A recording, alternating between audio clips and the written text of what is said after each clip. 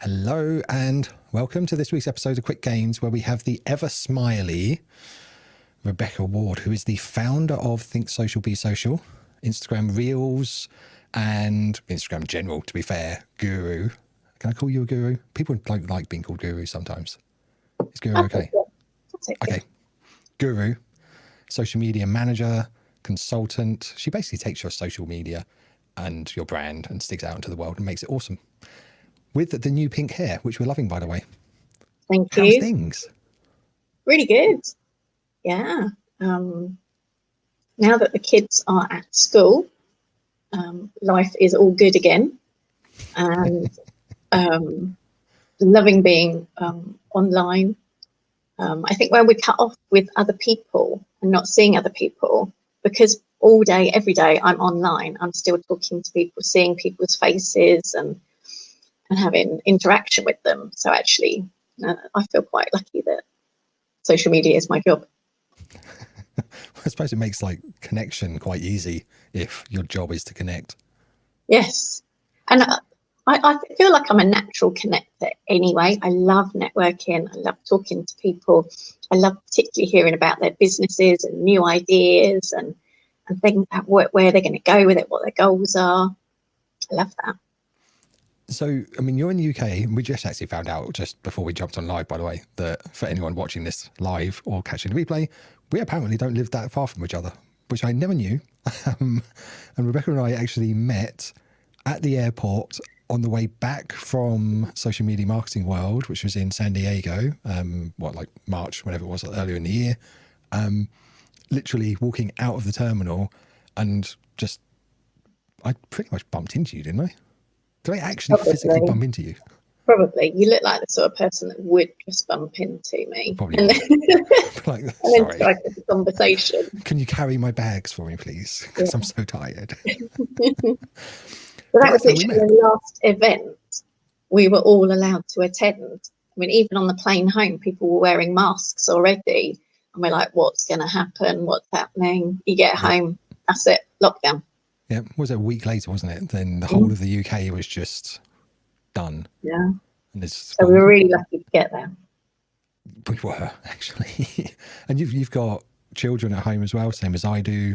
So lockdown for you was probably just as stressful as it was for me, like trying to figure out how to juggle work, kids, homeschooling, all within four walls of a house that you can't leave. That was fun. Yeah, not fun. Yeah, it's crazy. And the thing is, nowadays, both people, if there's two of you and you've got kids, you both have to be working to actually cover the costs of everything. So you can't just suddenly stop work. And I know we chose to have kids, but we were assuming that they would be taken care of during the day, Monday to Friday. And if you pay for any childcare, that's literally one of your wages wiped out. So, we were talking about having to sort of balance it, that one of us does a morning and one of us does the afternoon. And I've got this desk rental so that I can get out of the house and not have people interrupting me all the time. So that's been amazing. But yeah, hopefully they're going to stay at school. We can shut everything else down. It's like, just please, whatever you do, keep the schools open. Keep the schools open. Although also it's been really nice. I know there's not many positives at all to this horrendous pandemic, but I think it's been really good for people to reflect on their business as to what they're doing, having some time to work on their business, their systems, their processes. If they can't be there all the time, how do they sort that out? Because we spend a lot of time working in our business and not on our business. And my friend Bella Vasta always says, make sure that your business can run without you, because you never know what's going to take you away from it. And if your business can't run without you, then you're going to have to make some decisions there. So I think that's been really good for people to realise what's important, what isn't. Sure, I've always said like all the startup businesses I've ever mentor, and there's been a bucket load of them over the years, because there's cohorts. So I'm not saying like, oh my god, I'm amazing. I'm not. It's just I mentor groups of startups of 25 or so startups in each group, and there's like 3 or 4 groups a year. So hence the Oh reason there's a wow. lot. But I say to all of them, if you can't step away from your business, you don't have a business, you have a job. It's just one you created for yourself. Yeah. And if that's not what you want, probably not a good idea to do what you're doing, really. Yeah. So Then at the same go on. time, I do love working in my job. So I could never be, I don't think I could be one of those people where everyone's taking care of everything, I've delegated it all, or it's all online and I'm doing absolutely nothing. So So you don't that's want to not be a going to work. lady who just sort of like sits back, chills, goes to grab a coffee, play tennis, No, relax, go to a beach. That's not no, you. that is not me. I'm either working and moving or I'm asleep. There's never any in between. I'm rubbish at relaxing and You're sitting like down. polar opposite of my wife. As soon as I sit and relax, my mind starts like buzzing with ideas, and I'm suddenly on my phone or social media going, "Oh, I could just do that. Oh, need to do that." Interesting. See, my wife's completely different. Like, so polar opposite. She will be busy during the day, and as soon as she sits down, she basically goes to sleep. That's just her done. Like, she would be happy.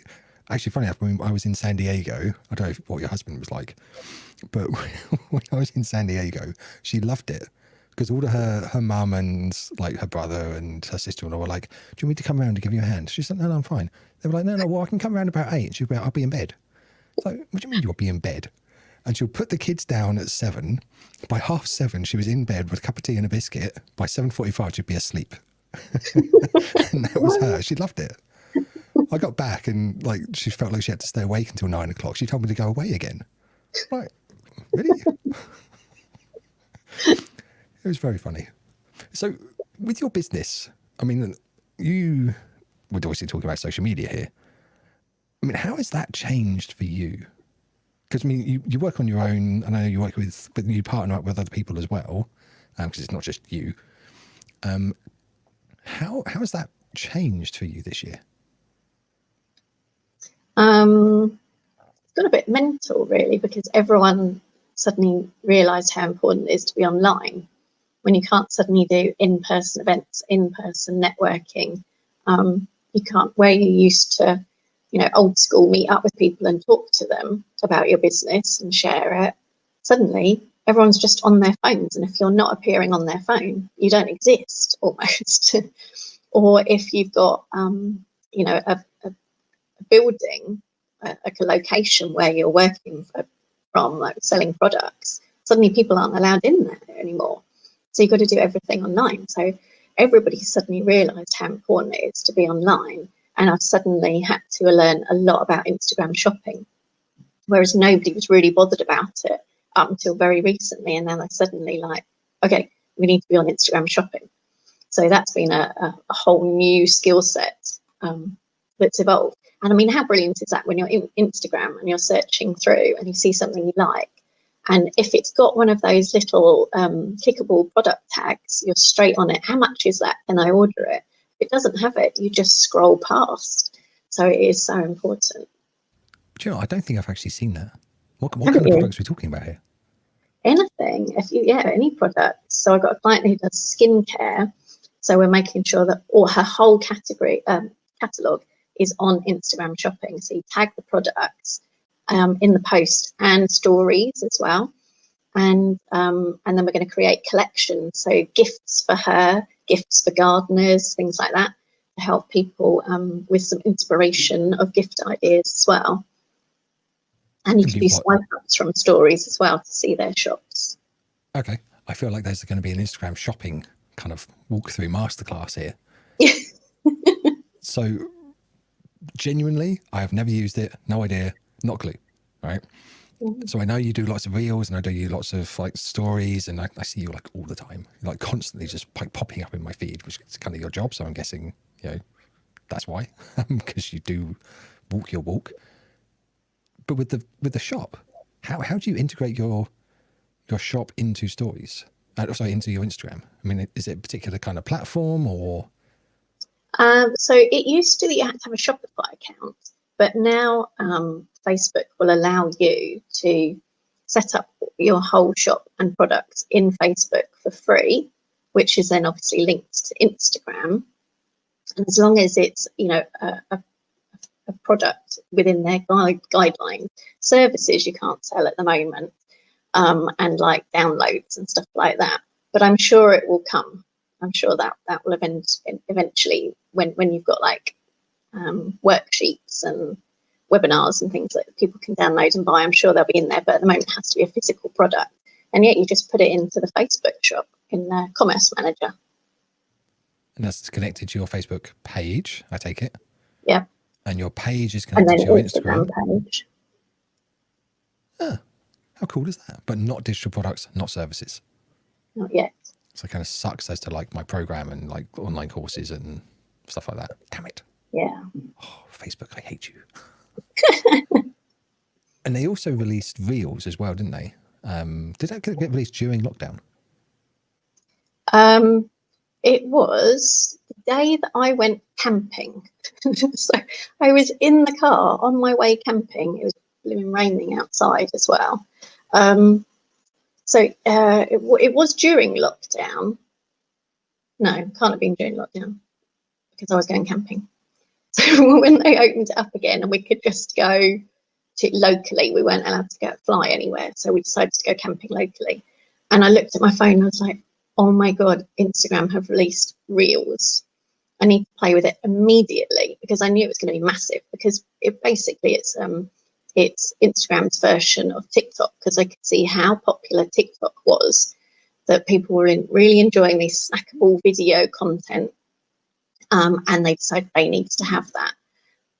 And so it's kind of a mix of kind of a post and a story mixed together. So it's got different benefits, because you could say, well, they've already got stories, so why would you need Reels? But they are slightly different, which I can go into. But yeah, they Masterclass version 2.0, go. So they started releasing Reels as 15 seconds of video, then quickly realized people needed more, so now you could do 30 seconds of video, and again that probably increase and change. And when you create it, it can then live on your grid, which is when you go to your home page, you've got all the little squares, so it can sit there. It's then got its own category, so when you're going across the screen, you've got your grid, and then you often have, if you've created an IGTV, there'll be a little section for that, and then people who've tagged you in a post, there'll be a section for that. If you've created a reel, you'll then have a new Reels section as well. And then you can share it to your stories. And the thing that's different from stories is stories obviously only last 24 hours and then they just disappear unless you save them into your highlight section. But Reels will live on forever until you delete it. And then also, I was going to say something really important about Reels then and completely forgot what I was going to say. So how do you create Reels? Let's start there. So, I mean, okay. Is Reel like a TikTok in that, you know, kind of, I'm going to do the stereotypical dancing videos and kind of like teeny boppy type stuff? And is it like that, or is it a bit more Instagrammy? It started off like that. I mean, TikTok started off like that, where it was all the young people dancing. And then suddenly people were like, hang on a minute, here's an opportunity here. And then you found more professional people were going onto the platform and creating content. And there was a doctor in psychology, I presume she is. I think her name's Dr. Julia Smith. And she started creating obviously serious videos about mental health, but ones that to the target audience of TikTok. And then she suddenly, I mean, TikTok saw how popular she was and then made her almost perfect, that they would highlight her. And I think she had some live broadcasts that they featured as well. So then Reels has done the same thing, where lots of people sort of started off dance because you've got the music. And then because there's more businesses that want to use it, they've found creative ways of trying to talk about their business, but again, in an entertaining way. It can't be boring, but then also you don't want to be doing dancing. So it's coming up with those ideas, like a behind the scenes is perfect of you going into work and where do you work and what do you do. If you're creating a product, what product do you create? And you just do snippets of video. So you can either do the whole 30 seconds or you can do little tiny clips. Have you seen like the, what do they call it, when something's moving, like the time Like lapse? stop motion. So yes, that's it. Yep. When it kind of moves. So it's a bit like that. We've got lots of tiny little bit clips all pushed together to make 1 30-second. And it all has to be video. It can't be images. So what I do is use InShot, which is the app, InShot, InShot. And there you can put images in, and InShot makes it into a video, and then you can upload that to Reels. So to find Instagram Reels hack right there. Yes, that's a secret hack. Not so secret anymore. We'll just publish it to the world. Yeah. So to create them, when you go to your account, Instagram account, Are we going to do a live demo? Am I getting excited? Yeah. Oh, yes. Well, maybe. And where's my camera? There you go. It's all back to front. So can you see there's a plus sign? There it is. Yep. Upright. And then from there, they've created this new menu where you can then create either a post, a story, a highlight, your IGT video, or the reel. So that's a really quick way of, even if you just wanted to do a story. And then when you get the reel, it's a bit, can't really see it? Let me put my hand over it. There we go. You've got at the top how long the video is, 15 seconds. And then you've got audio. And then you've got how fast, so you can speed it up or go slow. And then you've got effects and a timer. So very similar to TikTok in a way. Yes. So, but the music at the moment, they haven't given businesses music function or audio. Of course they haven't. Again, I'm sure it will be coming, but yep. Everyone's switched over to creator account. So if you've got creator account, it takes a couple of days for it to kick in, but then you will have the audio function, because videos without audio are quite boring unless you've got really good commentary or you're singing. And so I'm not going to sing. Singing. I'm not going to sing. I think that I'll save the world from that. So what's the difference between a creator account and a business account? I'm just going to be probing your brain here for the next like half an hour. Yeah, not much actually. Not much. It's just the way that Instagram wanted to categorize people, whether you were just a business selling products and things, or you're on there like a social media person, or you just wanted to create fun stuff, but you still get the insights. Can I still sell on a creator account as I can on a business account?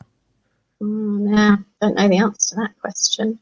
Because funny, if a friend of mine, they just got their personal account was closed because they kind of like did some businessy stuff, some personal stuff, right. Like literally like pictures of kids and dogs and cat videos, but then like the odd kind of business post on as well.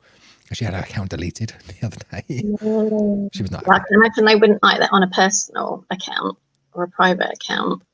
But it'd be interesting to find out about creator. I'm going to make a note of that, and I'm going to find out, and I will let you know. Okie dokie. Cool. Let's do that. If you can't sell on there, then that is a massive issue that they need to then sort out, or give us audio on business accounts. I think you should campaign for it. You should write a letter. Do it. It's probably fine, but if it isn't, I will. I mean, one example of a reel that I have seen is Pat Flynn, actually. Mm-hmm. He does some interesting ones where I'm guessing it's somewhere in his house. There's, imagine like a corridor where he's just got a white door on the left, a white door on the right. And he'll put some text over the one on the left and some text over on the right. And he'll say something like, I don't know, hundreds of people who I've helped and who appreciate my content or whatever. And then over the other door, he'll put some text saying the one hater who's just having a bad day.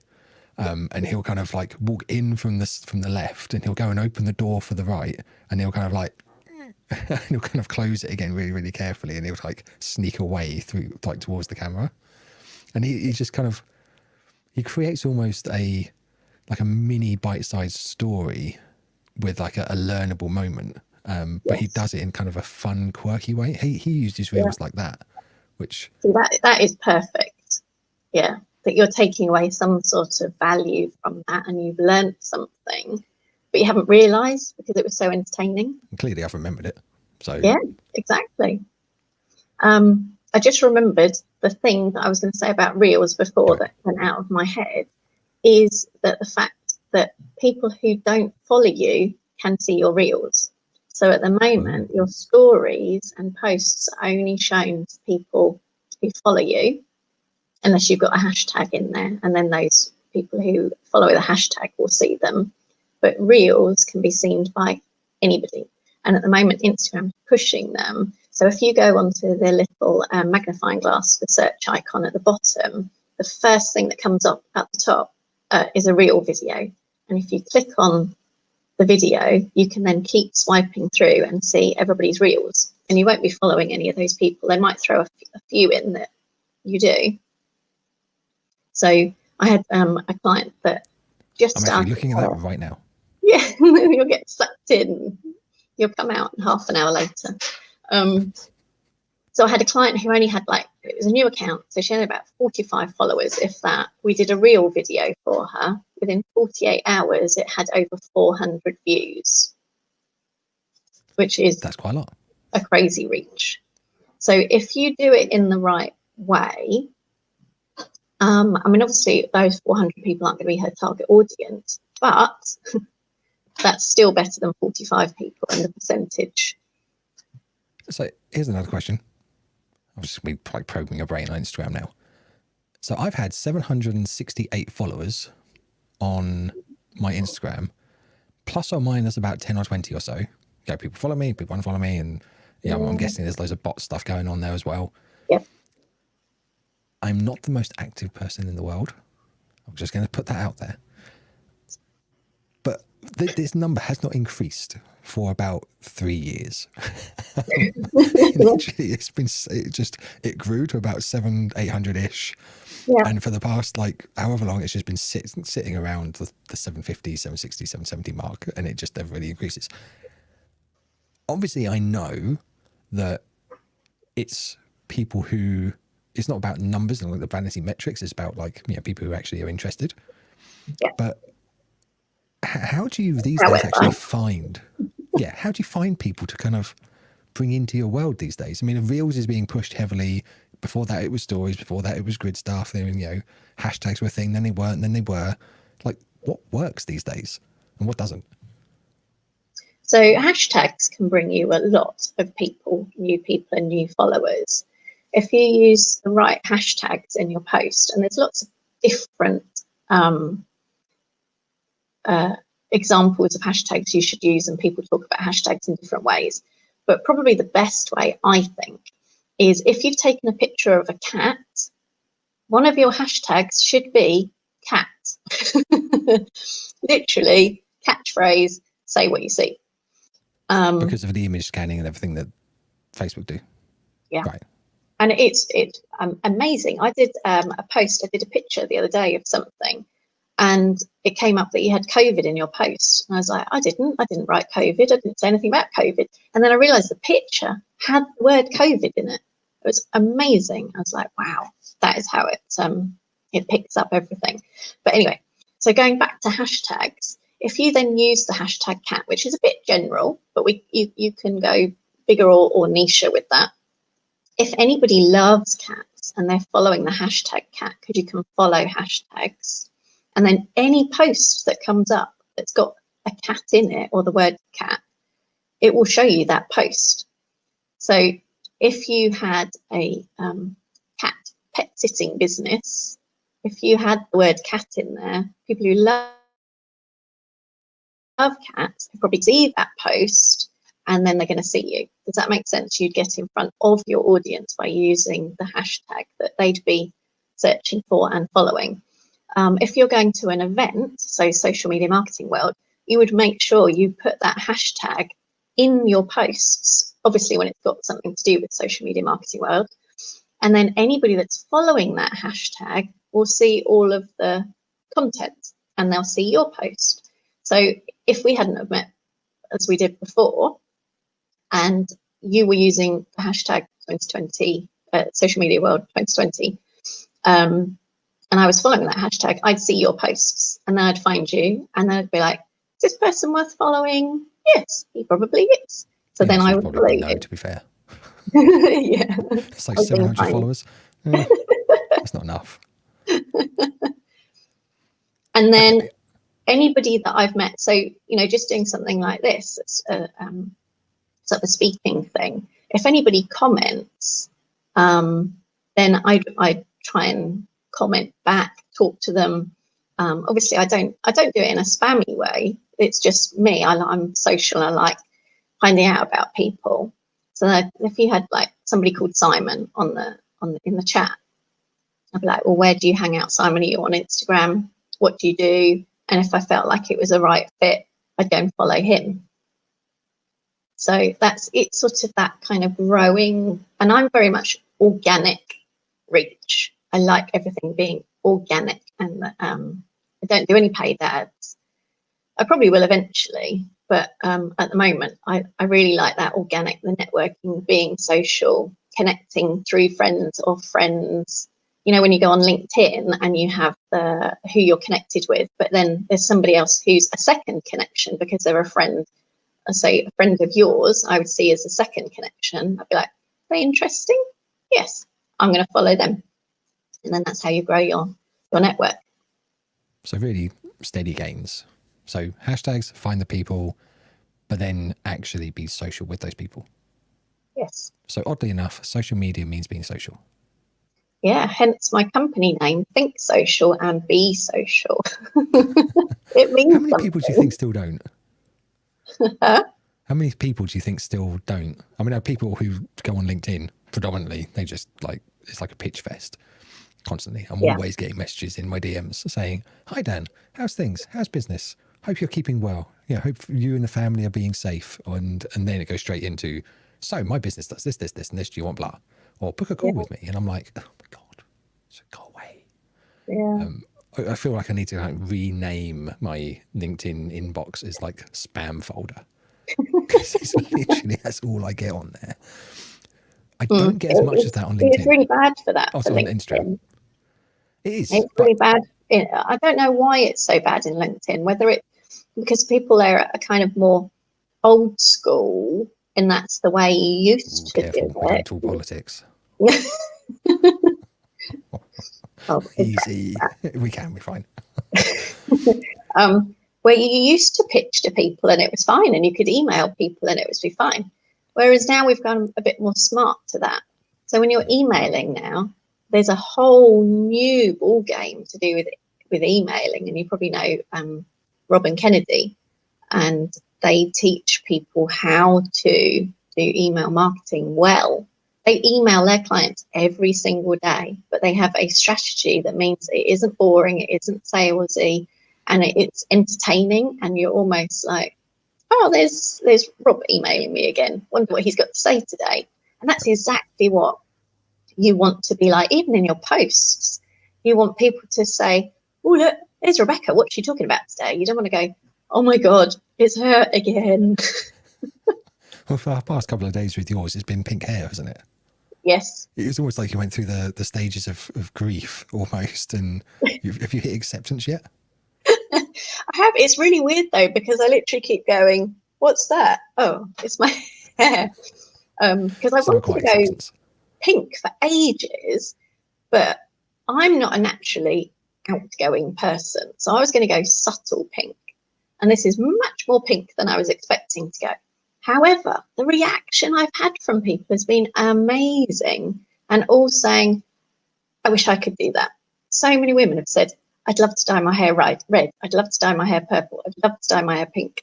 And that's why I did my post, because I wasn't going to post about it. So I did a picture of me saying, what are you not doing because you're not brave enough? You know, and turn the message, you know, again, it wasn't, oh, Sasha. Sasha, lovely you here. That's lovely, Sasha. Thank you. Yeah, see, everybody's loving it, or they're just being nice. So turn that into a message, because also people want to see you and the person behind the business. That's the other thing about being social is, I could talk about things social, be social all day long, but actually they'll remember me. They won't remember the business. And my picture up there, probably if I look at my insights, that'll be the most popular post for the last 6 months, probably, because it was a picture of me and I had something fairly interesting to say. There was kind of a message behind there. And I don't tend to talk about my business or pitch my business too much. People are aware I do social media and that I exist. And for me, that is enough. I've always got clients. I've always got work. I've always got business, just because people know me. They know my face. They know I do social media. And that's kind of enough. I always say that, and again, I'd say to startups and everyone else who listens, to be fair, that people buy into you before they buy from you. And that's kind of like, I don't know if that's a saying I heard somewhere or if I made it up. If I can patent it, I would. Trademark it, whatever the word is. But I've always found that to be the case. I mean, people don't buy from you unless they kind of buy into you first. And I mean, unless you're a massive company like Amazon. But then they buy into the trust element that Amazon has. Yeah. Because of their, they're so big, so many people use them. That's that. But it's the know, like, and trust, isn't it? And that's how you should put your posts out as well. So it's the awareness that you exist.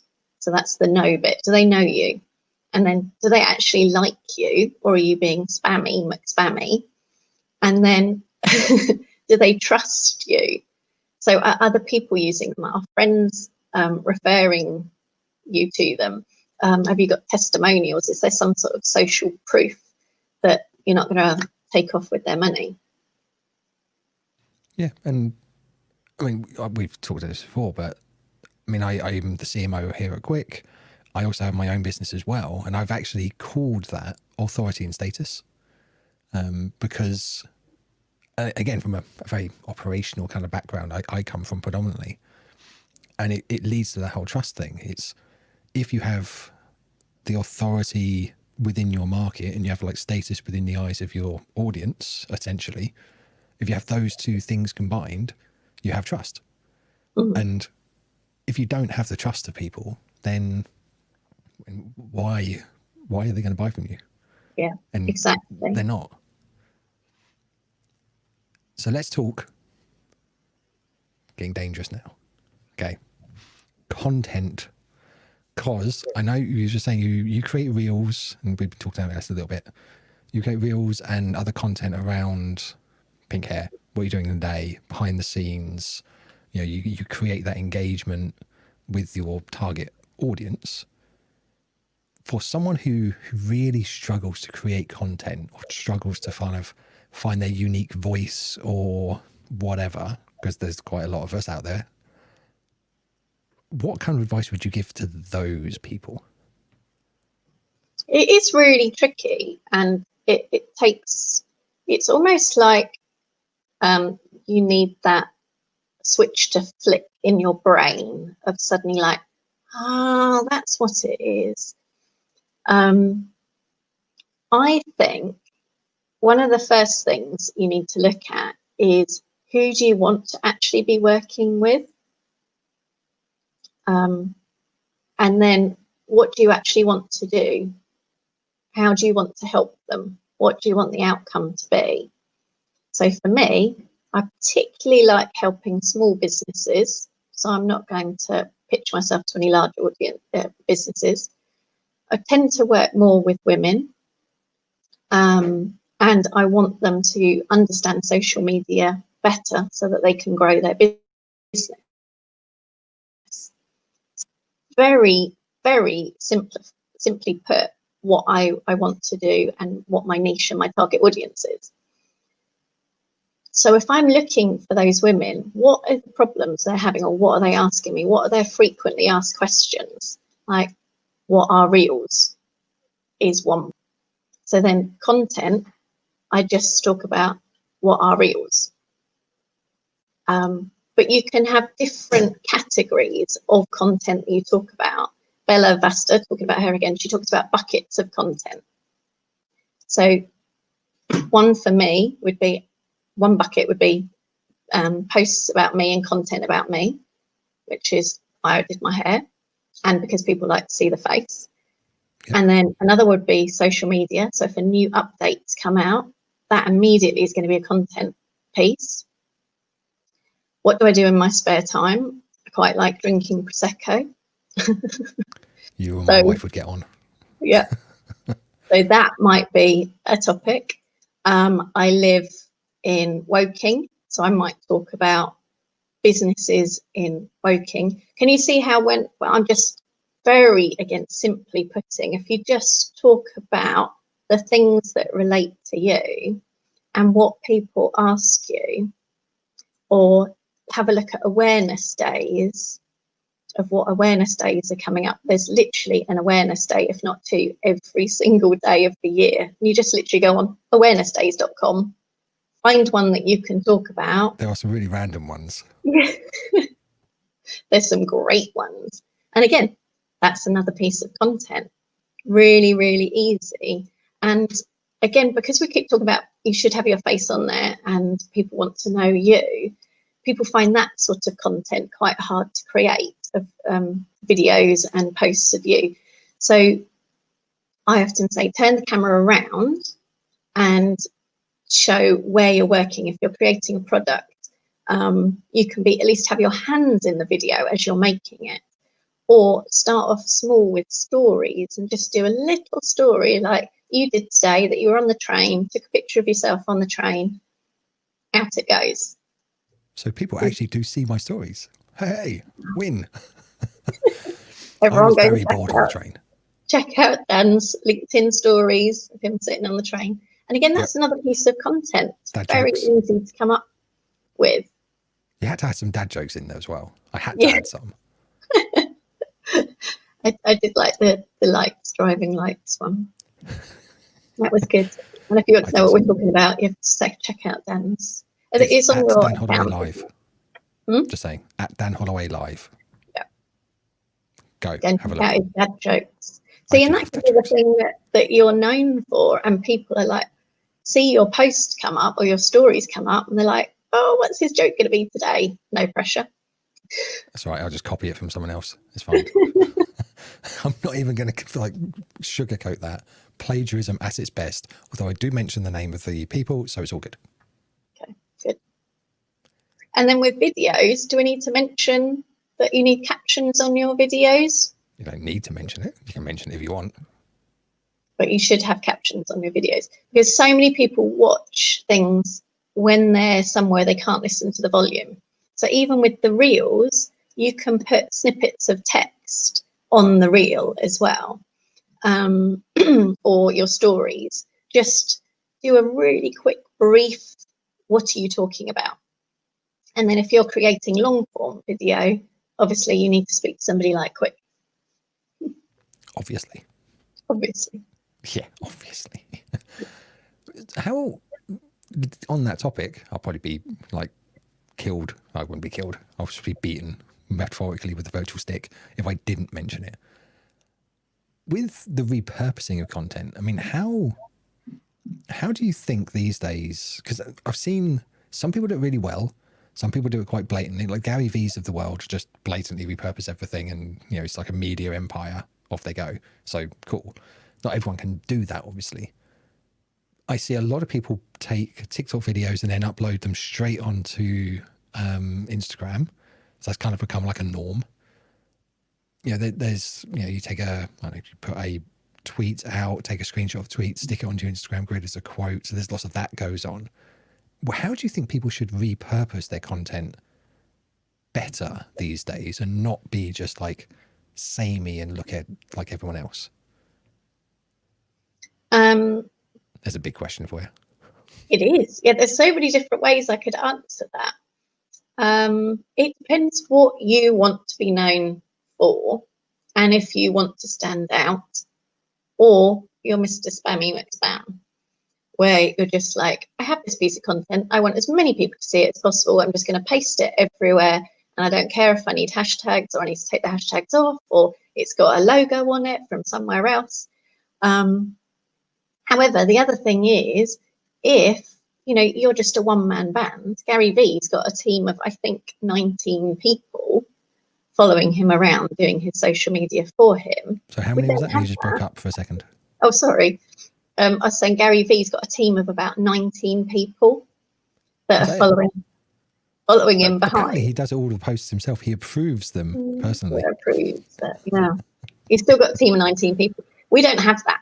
So if the only way you can get content out there and be seen is to share it from one place to another, then that's fine. Just be mindful. So like with Instagram and Facebook, you can share Instagram posts to your Facebook. Instagram, you can use 30 hashtags. Facebook are just starting to allow hashtags now. So you don't want to be sending it over to Facebook with 30 hashtags because that is, blatant copying and looks a bit spammy and rubbish. So either go back into your Facebook post afterwards and delete those, or just do sensible hashtags to start with on your Instagram, or just try and do it in separate places. And if you can only do it on one platform, make sure you do that really, really well. So I'm on all platforms because I kind of need to be.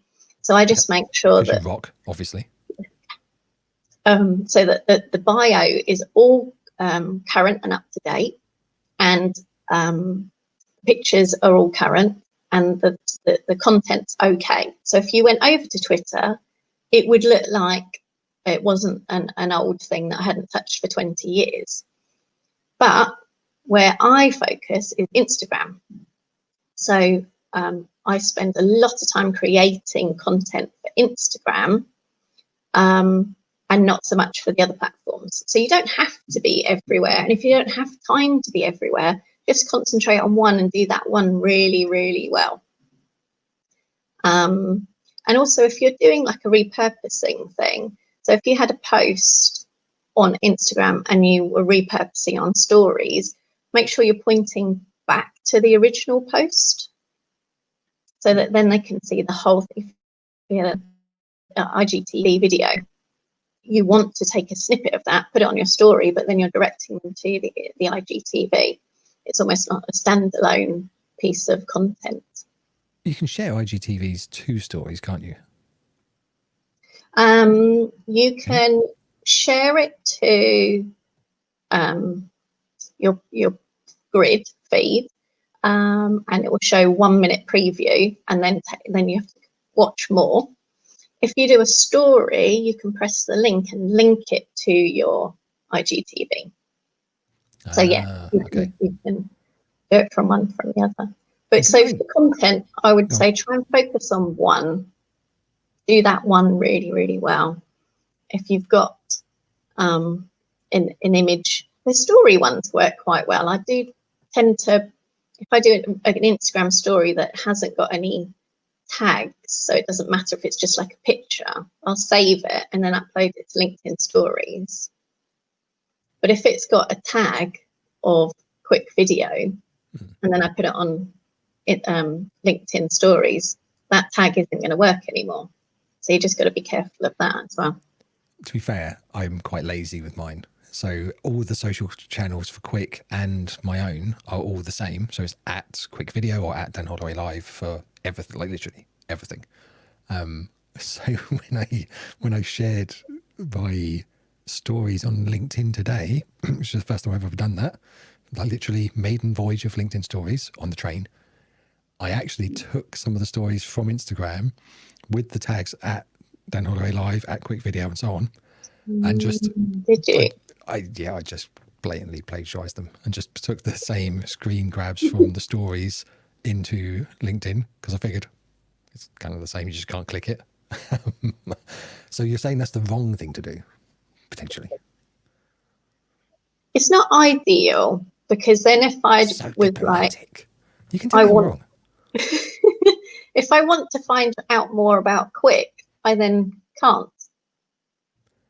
What if I put the mention of Quicc video and I make it a certain size so it just fits over the text and do it like that.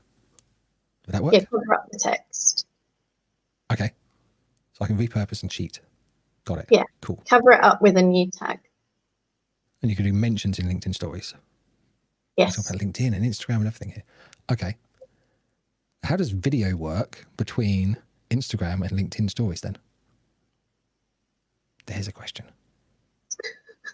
Do you not know the answer to that? I'm just thinking of it because I have no idea. I literally played with it this morning on the train.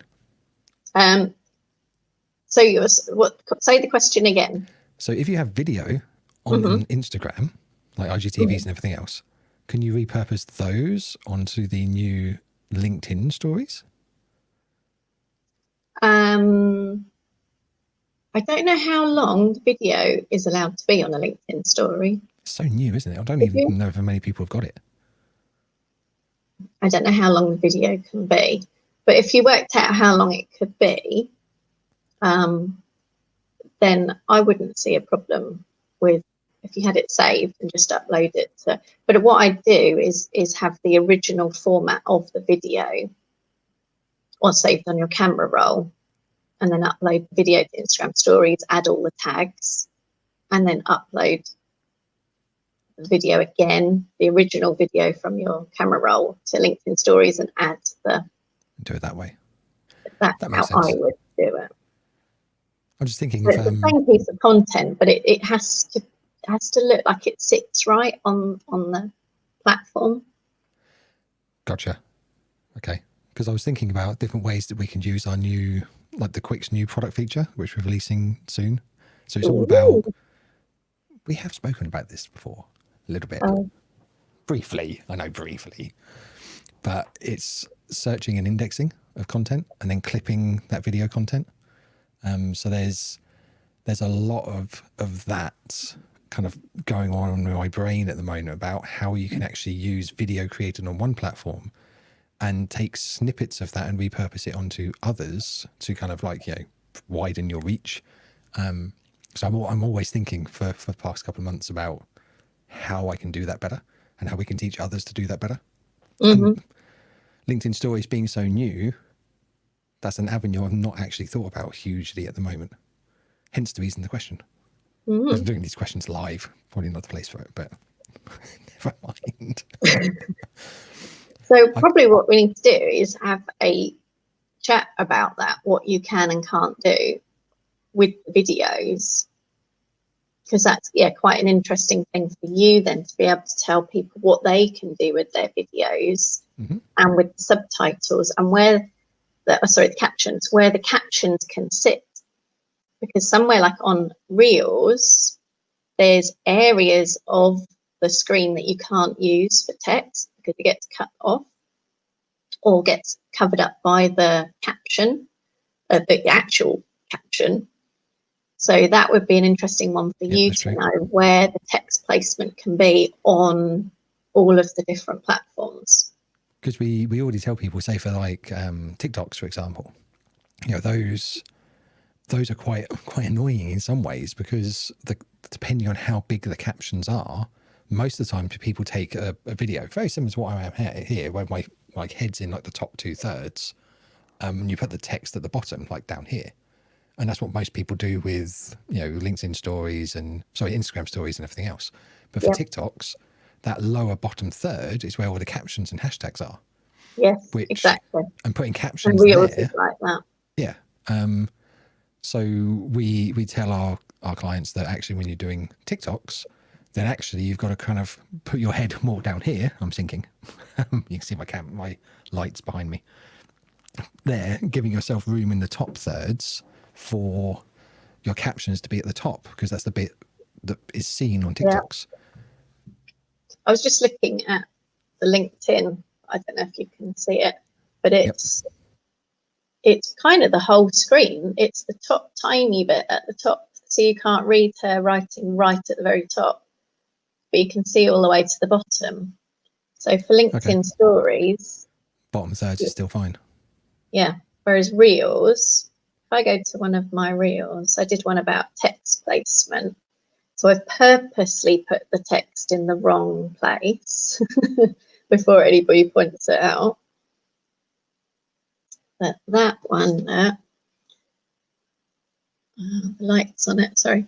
So the bottom bit, the text is covered up by the cap, so you can't see anything down there. And then it's also cut off at the top, because when you go to the grid view, that's the same. Where is it? Where is it? Where is it? There it is. Oh, look, there's our show. Same one, but it goes square, so you can't see any of that text that was top and bottom. Gotcha. So in grid view, you have to put them in the middle as much as you can. But on the reel, because you can't choose, you're not doing it for grid view or reel view or stories view. It just changes it. So you have to make sure everything is in the middle. And I'm actually doing a download at the moment, because there's so many things with reels that you kind of need to know. So I wrote a blog on my website about what on earth reels are. So explaining from sort of start to finish what they are, what you can create. And then I'm doing a download of showing you the text placement and how the different sizes are in each different view, so that people can understand where they should put the text and where not. Because if you start watching other people's reels, you'll see that you're trying to read something and they've got text too high or text too low, and it then doesn't make sense anymore. So I'm trying to help as much as possible with just the understanding, so that when you're creating it, you don't create it and then go, well, that looks pants. That's basically most of my TikToks. Half the day creating it, and it's like, that was rubbish. Do you know what, my favourite video actually was one funny enough, I did on TikTok, and I spent ages doing it. I built like a fort with the kids, and I did like a cut scene type thing. So I took, basically, you can see it on my TikTok if you want. But it starts off with the kids on the sofa, just sat there with chilling, watching some TV. I turn around, go into the kitchen, grab a bottle of water, come back, and as I go through the archway between my kitchen and my dining room, it's white. So I do a cut scene right there. I kind of purposely kept my phone close to it, and as I came back out, all the sofa cushions were off, built into a fort. The kids were inside with snacks, watching something on TV, sat on the floor in their big fort. And it took me ages, to be a good hour, 2 hours to kind of get it all right. And the kids loved it. But I had 5 likes or something. And I'm like, really? Really? It took me half the afternoon to create that. Really? I hate you. But I thoroughly enjoyed it. So, I kind of took that from it. But yeah, and they'll keep being reshared as well. It's that's the other thing that's different from particularly Facebook posts, where you post it and it just disappears. Instagram's a bit better with that, with images, but it still disappears. Whereas reels and TikToks, they just get circulated round and around and around and around, and people are still liking things months later, which is really good. Interesting. So it does hang around. Mm-hmm. I reckon I should show a little bit of a sneak peek at the new search feature that Quick's got. Definitely. We do need to see that. Right. Hot off the press. Literally just I'm going to show you my dev account, actually. Story. I'll do an Instagram story about it. We can't do that. It's not live yet. Oh. It's super, super, super secret, which is about to go live. But let me just share my tab quickly.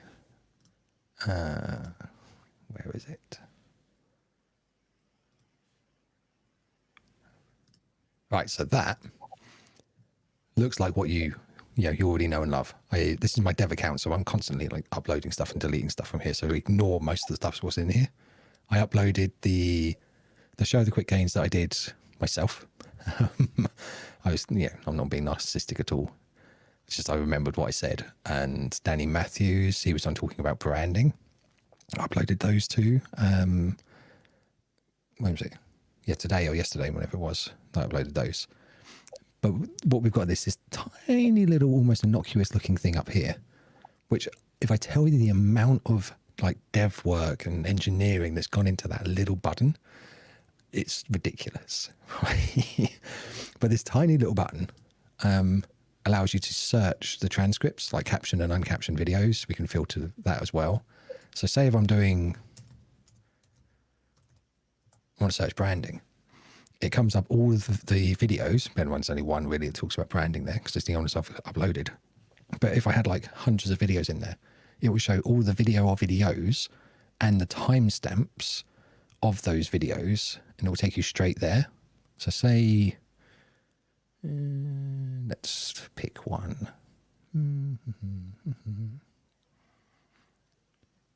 Let's say take this one. And I'm hoping this won't break, by the way. This is in dev. It's not live right now, but it will be very, very, very, very, very soon. It will basically allow you to clip, so extend to say, I don't know, let's call 15 seconds. You can drag that around, pick the bit where you want it to start, and let's say we want to go here. And then that will essentially, it looks very, very simple because it is. I don't know if you can hear audio from here. Can you hear that? No. It doesn't share audio, which is very annoying. But that clip, what that allows you to do is you can then save that clip. Actually, sorry. Oops. I can't even spell today. You can save that clip and it will snip that clip out of the video, and you can then caption and brand caption, or just download the SRT, whatever you want to do, of that snippet, which is very, very cool. So then when you want to put it, if you use like Easel, or if you use Canva, or if you use, I don't know, like Adobe Spark or whatever you use for kind of design, you can put that into your templates. You can kind of like download the video from the templates if you want to. You know, like a 1:1, a 4:5, 9:16, 16:9, whatever ratio is that you want to kind of download that in. And there you go, it's already ready to edit. So that will create a tiny little snippet of that video, which you can then use for promo. So that's 15 seconds of the video, the audio, and the captions. It hasn't got captions burned in yet, but then I can burn in the captions to this however I want. So I could say, and I set that to like a Lato heavy. Make it white text. No. Is that what lots of people are doing now with, especially like podcasts? That can you just take the audio out, or does it have to be attached to the video? It has to be attached to the video, but, and there's a but there, you can very easily take that video clip, download it, and just save the audio from it in, something like, I don't know, VLC or Audacity or whatever. Yep. Very easy just to strip that audio out. And yeah, you can. And there you go. You can just adjust the brand, make it a little bit bigger if you want to. Make it like 28, make it huge. There you go. You can just burn in, click there, burn in the captions into that snippet, and then you have a 14-second snippet, branded captions, and you can download this with the branded captions burned in, but also the SRT. So if you wanted to kind of upload it with the SRT as well, stick it into YouTube for kind of like snips, clips, stuff like that to your YouTube shows, you can do all that as well. That's Very great. Cool. But the whole thing that we're doing with is really becoming more video management business and video management platform. Yeah. So hence the reason I was asking the question of, going back to LinkedIn Stories, how you can use LinkedIn Stories, because whatever format this video is, like say we're going to stories, like a 9:16 format stories video, this will take in the 9:16 video, and whatever the ratio is, it will just output the branded or unbranded captioned version of it for you. So we can basically take in pretty much any video content, like long form lives, the long form interviews, the sort of conversation we're having now. Yeah. We can put all of that into platforms, so into your account on the platform, and then upload clips of the long form content into multiple platforms. You can just, and then push it all back to the long form version, which we think is quite cool. That is brilliant, and what so many people are doing now. Yeah, I love that feature. I need to play with that. Let me know what your email address is that your account is connected to, and I'll get you added to the beta list. Amazing. That would be great. Do you want it now? Afterwards? Just message me. But yeah, this is why I was asking questions about repurposing, because a lot of what we were asked for is, how do I take a video like this? Because I mean, this is one clip, obviously, but that clip is a 15-second clip from a live that was an hour and 10 minutes long. Yeah. So we just basically searched through that content for the bit that we wanted, took a 15-second snippet out, captioned it, and we can download. Well, we can download it now, but it would take maybe a minute, 2 minutes, maybe, to get a piece of video content, which you can then just post out. So I'm always thinking about different ways that we can use that. Yeah, I think that would be fantastic. And like I said, with where you save the original, but then when you upload it to that platform, you then add the features of that platform, rather than it just literally being a finished product you then just throw everywhere. Yep. And thinking about, sorry, I was trying to search how long a LinkedIn video can be.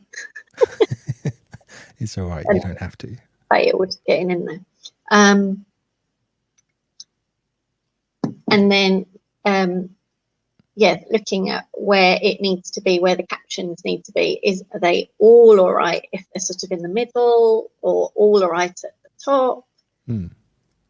Or they need to be in different places? But I mean, that is what people are doing now to be able to promote their long form video, is take that short snippet. So that's really useful.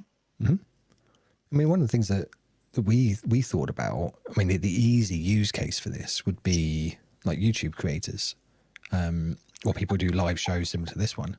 If you've got like a video podcast or something like that, any long form content, but you can take a snippet, stick it on IGTV with a link going back to the long form. That's the easy one. That becomes an IGTV short form video, which then can get into the stories on a grid. That's simple. It becomes less simple when you start kind of talking about native video on LinkedIn, or native video on LinkedIn stories, or Pinterest, or various other things. Pinterest, I don't even understand Pinterest. I'm going to be starting on that one. But yeah, like I said, it's all how to get it out there as easily and simply as we can for people who generally don't have a team of 19 Gary V social media people behind them. That's the general plan. Brilliant. I love it. So, great idea. Okay, I've been probing your brain for probably long enough now. We just went straight to like random chat mode, and I forgot we were actually live. Let's not talk about that. Edit that bit out. Yep. So, what other parting words of wisdom would you like to share with everyone before we bid them adieu? We always say to everyone, parting words of wisdom to bid everyone farewell, because I just realised we've gone over way over the hour. Parting words of wisdom, what would they be from Rebecca Ward? I would go with I think social be social. The tagline was social media works better when you think social and be social. Thinking back to the LinkedIn spammy people, if you send a spam message to someone like that, immediately selling to them, it's like being at a party and a bloke comes straight up to you and tries to chat you up. You're like, no, unless he's really good looking. Obviously. Yeah. but you've got to get to know that person. And if you're social first, and you make sure you get to know who they are as a person. And I don't mean being a weird stalker, but just seeing what content they're putting out there, commenting on the content, and actually being social, and stop selling all the time. I think Gary Vee did the book of jab, jab, right hook. Yep. So you sort of, you're giving, and then ask for a sale. Or like I said, just because people know I'm in the world of social media and I help people, and then eventually they'll say, that's brilliant, now how can I get more? And that's when they then become a customer. And it hasn't been done in a spammy way. It's just, I want to help people, and all of us have got a product or a service that is going to help somebody in some way and make their life better and easier. Think social, be social. Done. Yeah. Words of wisdom from the extraordinaire herself. So next week we have, next week I'm talking at an event. That should be fun. Ooh. I am doing all about YouTube strategy, how to start, grow and scale on YouTube at Cambridge Social Media Day next Wednesday. And then literally going straight from there into doing this live show. I think I have like a 30-minute gap for like wee break and snacks. And then I'm going straight into a show with May King. I love May King. She's one of my favourite people. She's very cool. Yeah. So yeah, 3-hour workshop, half-hour break, May King for about an hour. Oh, she'll liven you up. She'll wake me up, that's for sure. Yeah. She's full of energy, that one. Yeah. So she's great. Thank you very much for joining, sharing your tips and your wisdom. Been awesome, obviously. Thank you. I hope most of it has made sense. If not, just message me. Anybody can send me a question, or go and have a look at that blog just to figure out what on earth reels are. Right there. And have a play with them, see what you can create. I was literally about to say just that, but you beat me to it. So well done you. What she said. And I'm going to take all of this and we're going to snip it and clip it and distribute your words of wisdom to the world at large. Amazing. Thank you so much, Sam. And see you all next week. Have a good day, good afternoon, good evening, wherever you are in the world, and we'll see you next week. Bye-bye.